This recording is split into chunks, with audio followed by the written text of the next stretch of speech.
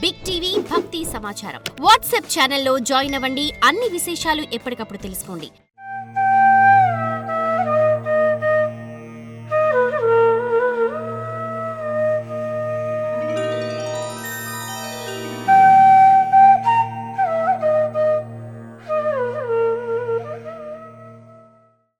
కాత్యాయని మహామాయే భవానీ భువనేశ్వరీ సంసారసాగరే మగ్నం మాముద్ధర కృపామయే బ్రహ్మ విష్ణు శివారాధ్యే ప్రసాదం జగదంబికే మనోభిలషితం దేవి వరం దేహి నమోస్తుతే.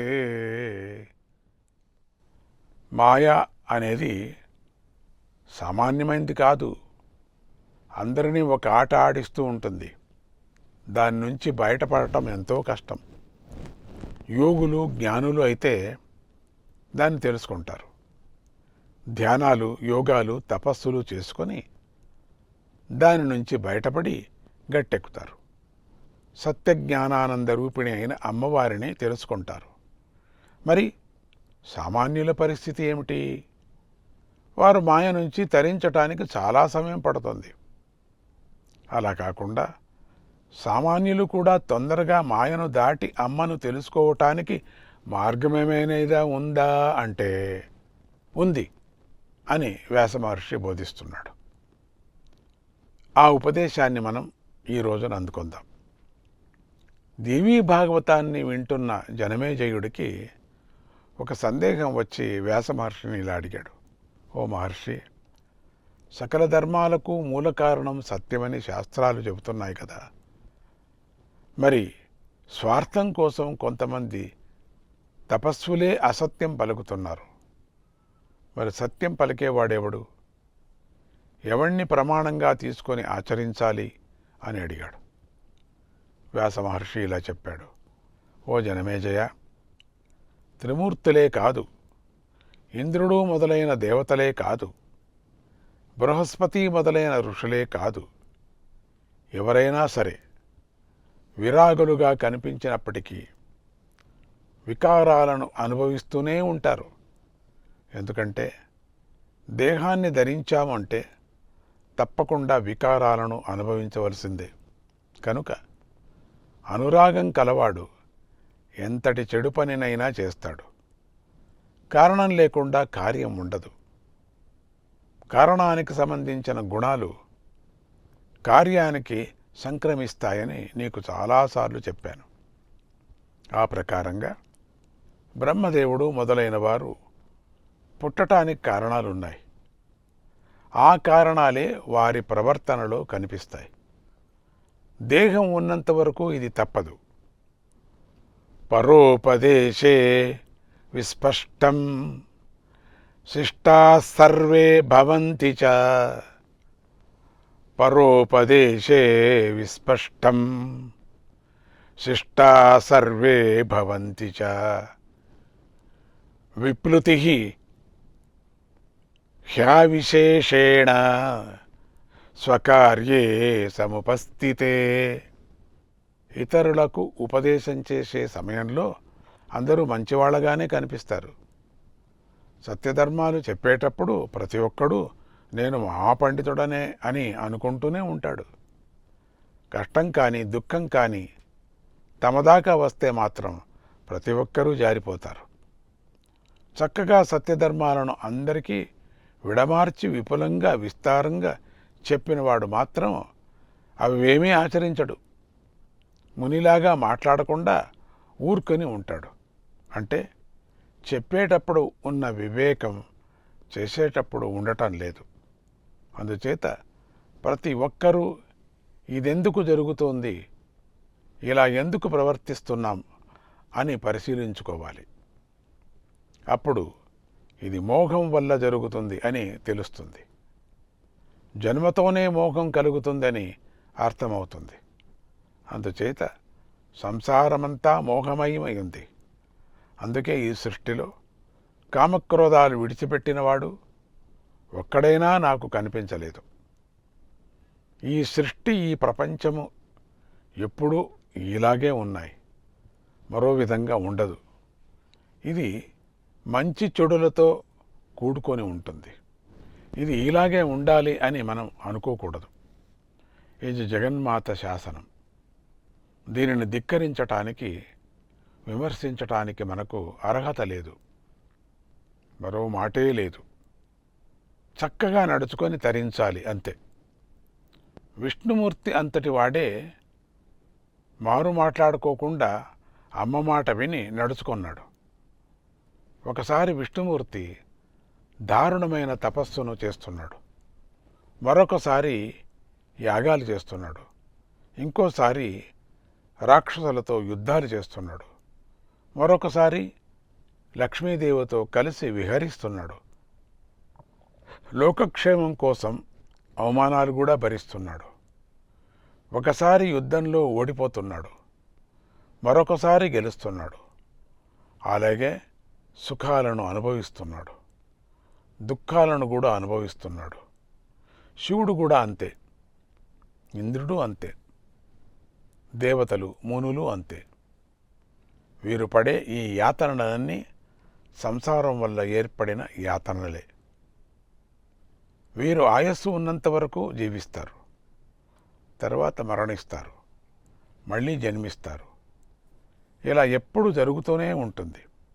అందుచేత దేహాన్ని ధరించిన వారందరికీ కామము, క్రోధము అనే భావాలు సహజంగా ఉంటాయి. అవి దేహదారివి అంటే పెట్టుకొనే ఉంటాయి, దేహదారిని అనుసరించుకొని ఉంటాయి. కనుక దేవతలు ఇలా చేశారే, మునులు అలా చేశారే అని ఆశ్చర్యపోవలసిన పని లేదు. ఈ ప్రపంచమంతా కామక్రోధాల కలయికతో నిరంతరం సాగుతూనే ఉంటుంది.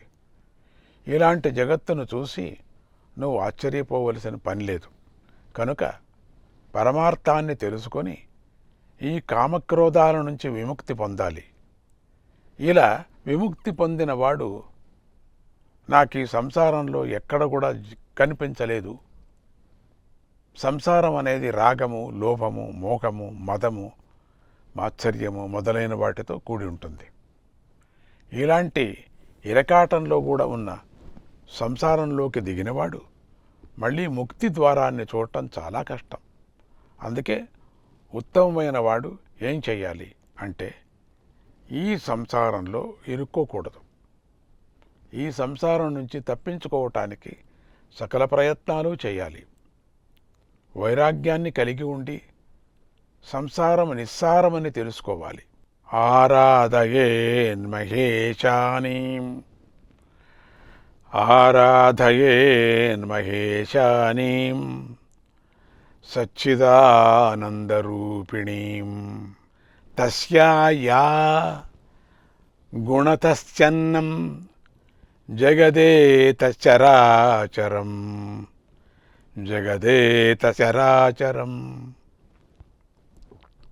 అలా వైరాగ్యాన్ని వృద్ధి చేసుకున్నవాడు సచ్చిదానంద స్వరూపిణి అయిన త్రిపుర సుందరి అయిన శ్రీ లలితాదేవిని ఆరాధించాలి. ఆ త్రిభువనేశ్వరి యొక్క మాయాశక్తితోనే ఈ జగమంతా ఆవరించబడి ఉంది. కనుక ఈ మాయ నుంచి బయటపడాలి అంటే మహామాయ అయిన అమ్మవారిని ఆరాధించాలి. ఎందుకంటే మహామాయే మాయను సృష్టించింది. కనుక దీని నుంచి ఆ తల్లి ఒక్కతే విముక్తి కలిగించగలదు. ఆ తల్లిని ఆశ్రయించటం కన్నా మరో మార్గమే లేదు. ఆ జగదంబ అనుగ్రహము కలిగేంతవరకు ఆమెను ఆరాధిస్తూ ఉండవలసిందే.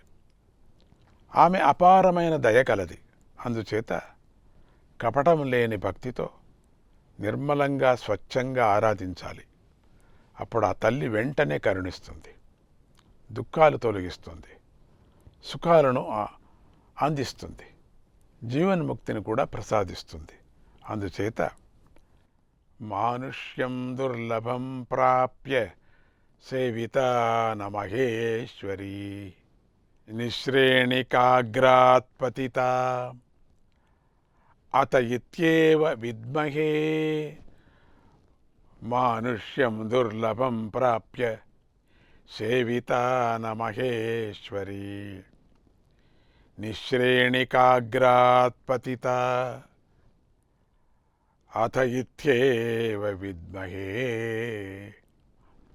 అతి దుర్లభమైన మానవ జన్మను పొంది కూడా జగదీశ్వరుని తెలుసుకోకుండా ఉన్నవారు, సేవించకుండా ఉన్నవారు, ఎంతటి ఘనకార్యాలు చేసి ఉన్నవారే సరే నిచ్చెనపై నుంచి క్రింద పడ్డ వారిలో సమానమైన వారు అవుతారు.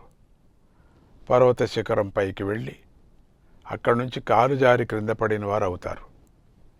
ఇదే మాయను దాటి ముక్తిని పొందటానికి గల ఉపాయం. ఈ ఉపాయం తప్ప మరో ఉపాయమే లేదు, మరో మార్గమే లేదు. కనుక బుద్ధిమంతుడు ముక్తిని పొందాలి. అమ్మను పూజించటం కన్నా మించిన మరో మంచి మార్గమే లేదు. అందుచేత మతిమంతుడు జగదేక మాతను అర్చించి, పూజించి, సేవించి ఆ తల్లి దయకు తప్పకుండా పాత్రుడు కావలసిందే.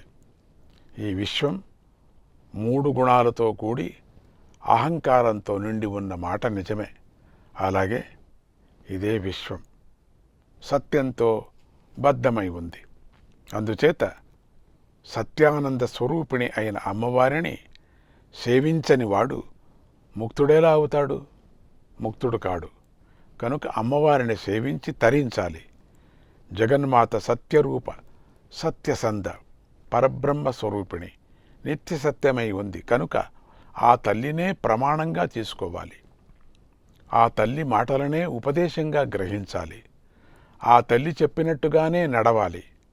ఎందుకంటే ఆ తల్లి ఏ గుణాలు లేని నిర్గుణ, ఏ ఆకారము లేని నిరాకారం, నిరహంకార, నిరాధార, నిర్వికార, లౌకికానందం. క్షణం మాత్రమే ఉంటుంది లౌకికానందం. పరమానందమే శాశ్వతంగా ఉంటుంది. అదే నిత్యమై ఉంటుంది, సత్యమై ఉంటుంది. ఆ పరమానందాన్ని జగన్మాత మీ అందరికీ కూడా అనుగ్రహించుగాక. శ్రీమాత్రే నమః.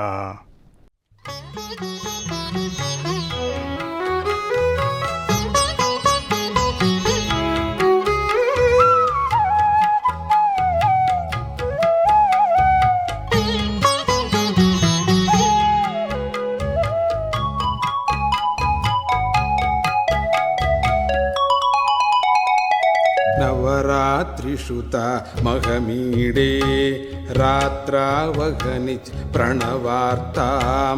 నవరాత్రిషుత మహమీడే రాత్రావహని ప్రణవార్తాం. నవరాత్రిషుత మహమీడే రాత్రావహని చ ప్రణవార్తాం. నవరాత్రిషుత మహమీడే రాత్రావహని చ ప్రణవార్తాం.